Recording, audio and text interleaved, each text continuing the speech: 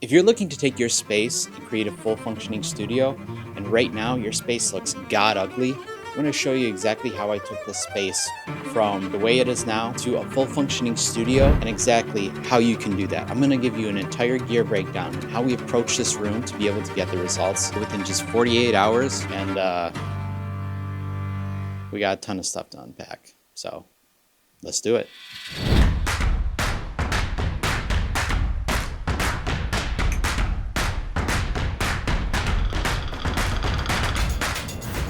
Starting with the base layer, the painting. Now there's two different ways that you can approach this. One is a high key and two is a low key.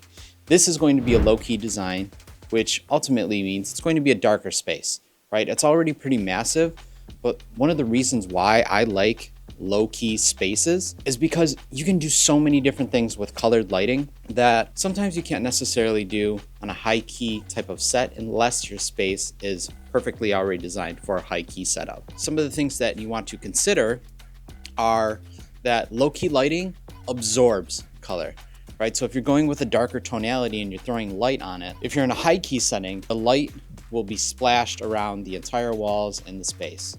Now, in a low key setting, what you're gonna notice is that the colors are going to get absorbed into the type of background that you do, which makes it for a more controllable space, a tighter space, and that the colors aren't going everywhere and the different types of lighting that you're doing isn't kind of all over the place. The main reason for this is because darker colors absorb lighting. If you were to mix all your colors together equally, you would get black. If you look at your color spectrum and you take everything all the way down to black, you'll notice that it's in the far corner, the deepest part of whatever color that you're looking at. The highest part is white. So when we look at our colors, we want that to get absorbed by the black for a more controlled space. Now that we've talked about how we've established what studio style we're going for, let's get into the bullshit. Let's get into the actual gear talk for things that you've been searching for. This studio is built off of a 4-point lighting setup, which we're using 4 distinct lighting rolls to sculpt the space. Starting off with our key light, the Amaran 300C with the lantern attachment. This light comes in at approximately $500, which is a pretty decent price point for the amount of space and coverage that we're using it for. It's a really powerful light and I really enjoy the Amaran brand in and of itself. It's a 300 watt RGB full spectrum and has a color temperature that ranges from 2500 to 7500, which means that if you set it and the rest of the room is a little too warm and too orange, you can offset that by having the correct color temperature to be able to get the perfect skin tone for your subjects. The Amaran 300C also comes with the Sidus Link app. This means that you can connect your phone directly to your light to be able to turn it on, off,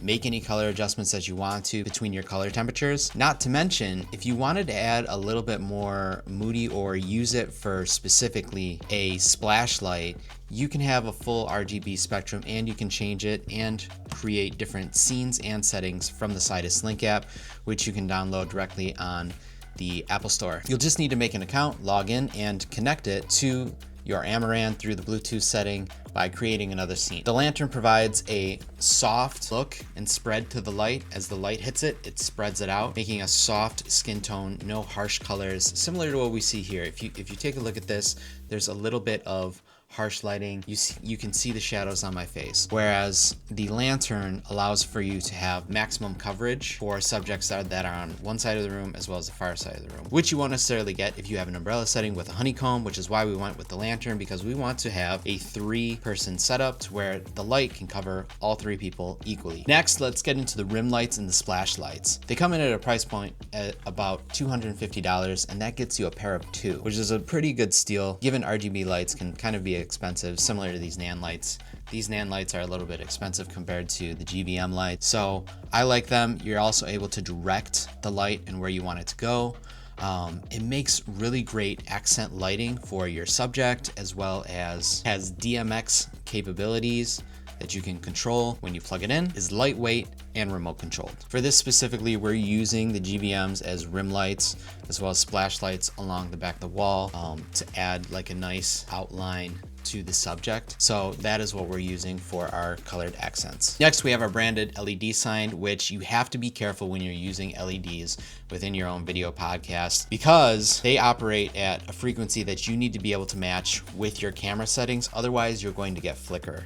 I like these lights, however, they are very basic. We found them on Etsy from a supplier that does custom LED signs, which I will link in the bio below. However, you have to make sure that you dial in your camera settings so that you do not get that flicker during your live podcast recording. If you do, what you want to do is you want to make sure that you can adjust the shutter to be able to match, as well as the NTSC/PAL setting. You're going to want to make sure that you dial that in when you're going to set up your camera, which can be discussed in a later video as we break down our camera settings. And last but not least, our practical lights. That's lights that are like these. Our hanging lights that we have within this studio are made for a practical, actual living room type setting. We wanted things that show up naturally within the space.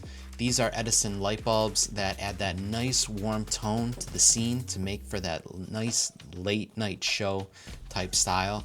I would consider adding practicals into your set because it makes it feel not so much like a produced set. It makes you feel like you're sitting down in the living room. They do not have to have major priority within the scene, but what you want to do is when you add these accent lights, that they are just small bits and pieces throughout the background or the foreground, but you also want them to be kind of at anywhere from 10 to 15%. You do not want them to be a priority light within your studio, but I would heavily recommend adding practicals into your studio, similar to what we just did. Moving on, we are using the A7Cs for the podcast setup. These are budget-friendly cameras that you can use to be able to record for over 13 hours. They're full-frame cameras, which will not crop in your lens and make it look tighter. It'll give you the full amount of space when you're looking through your image. That is the major difference of why you would want to do full frame versus crop sensor. Crop sensors are a little bit cheaper, but full frame cameras, they give you that nice wide look when you have a wide angle lens, similar to what we have here.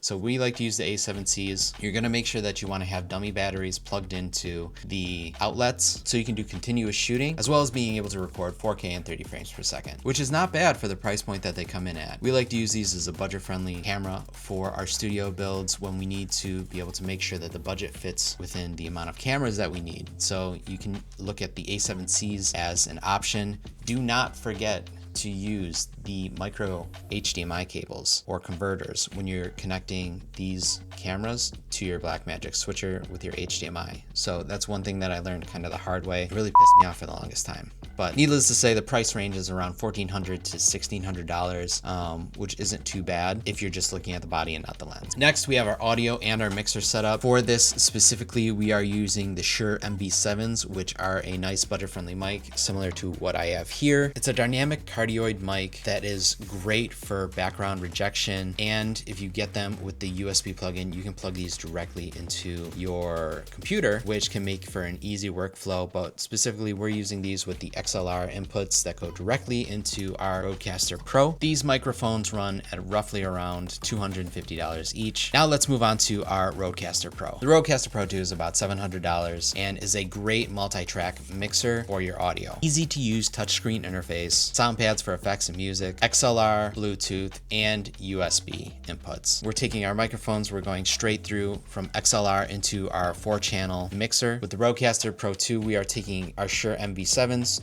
through an XLR directly into our channels. However, there is a Bluetooth setting, like I mentioned earlier, that is really convenient if you have people that are calling in and you want to be able to patch them through for a remote podcast. You can have the audio directly feed from your phone into the Rodecaster so that it can seamlessly record the audio that's being transferred directly into your switcher. The Rodecaster Pro 2 is seamless for audio mixing. However, the biggest con is it might be overkill sometimes.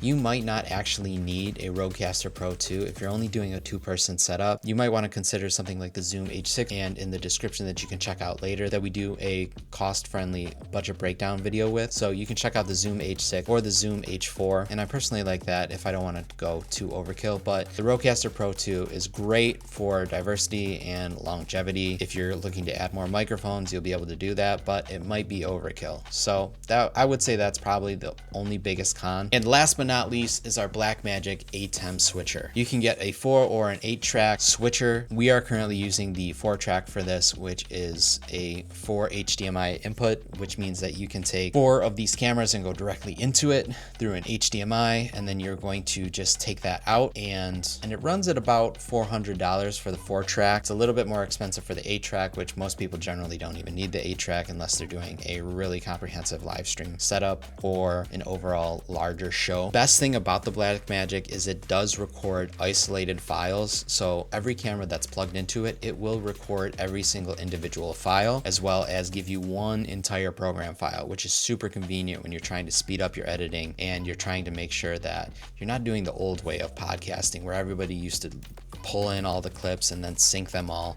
Everything will be synced because you're going to connect your Rodecaster from your monitor outputs into mic 1 through 1/4-inch splitters to 1/8-inch adapters into mic 1, which is really convenient when you're trying to just make sure that that audio is connected and you don't have to sync it later. It's incredible for live stream switching. However, it requires a learning curve that you need to dial in and get used to. You're going to have to download the Blackmagic setup software so that you can go in and you can reboot your Blackmagic when you first open it up. You're going to want to make sure that you go into the software controls to where you can click and check record all files ISO. So you're going to have to make that adjustment when you first kickstart the Blackmagic. Just remember to do that. Otherwise, you will not have those isolated files and you'll just have a program file. Another thing that I think is kind of a con to the Blackmagic is once you set the audio, it constantly resets every time you unplug it and plug it back in. So you will get clipping if you do not watch and monitor those audio levels with a monitor through the setup. You will see it peaking and going into the red. So you're gonna wanna make sure that you dial in every single time you plug in your Blackmagic and fire it up, that you lower that mic 1 setting so that you're not clipping and going into the red. That's probably the biggest con that I have. If anybody knows how to fix that, please let me know in the comment section below so that I can make adjustments and updated content. And this is the exact lighting gear and combination that we used to turn a simple room into a comprehensive studio, and how you can model the same type of setup with your own budget. If you're looking for more information, we do a deep dive in our gear talk section, so make sure that you click this right here and you check out the rest of our gear talk to see if there's other gear that fits your needs better for your own content studio. And make sure to subscribe if you're building your own creators then. We would love to hear from you and see all of the content that you're building. However, we can help you with the gear that we're already using within our business. I'm Manager John, and I'll see you on the next video.